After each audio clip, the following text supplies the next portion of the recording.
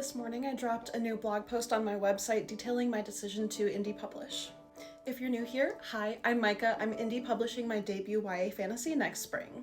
In the blog post, I detail how since 2021 I have tried to query 4 manuscripts to get an agent to traditionally publish.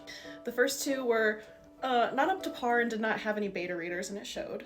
The second had some promise and actually did get a full manuscript request from an agent. And my 4th, Sing the Dark to Sleep, was the first one with true promise that's actually worthy of being championed.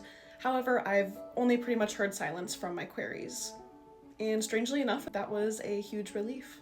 About a year ago, my dream of traditional publishing and getting, a splashy deal, New York Times bestseller, started to shift a little bit. I'd gotten a behind-the-scenes look at my critique partner who published her debut novel, and I really liked what I saw.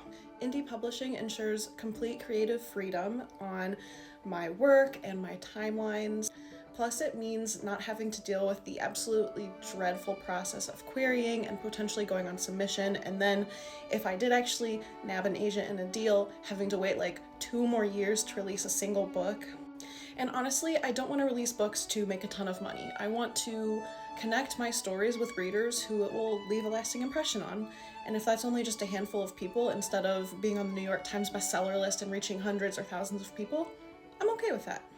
This has been a lifelong dream of mine, and just having a book of mine out in the world, if not multiple books, that I decide instead of waiting for someone to arbitrarily pick, is worth it for me.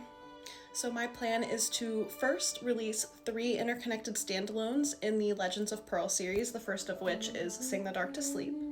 After that, who knows? I've got a gothic fantasy that's a new adult genre that I'm cooking. I've got some other ideas on the back burner, some manuscripts that I shelved, but I have since figured out how to fix. But I have a lot of potential, and after I release these 3 interconnected standalones, who knows?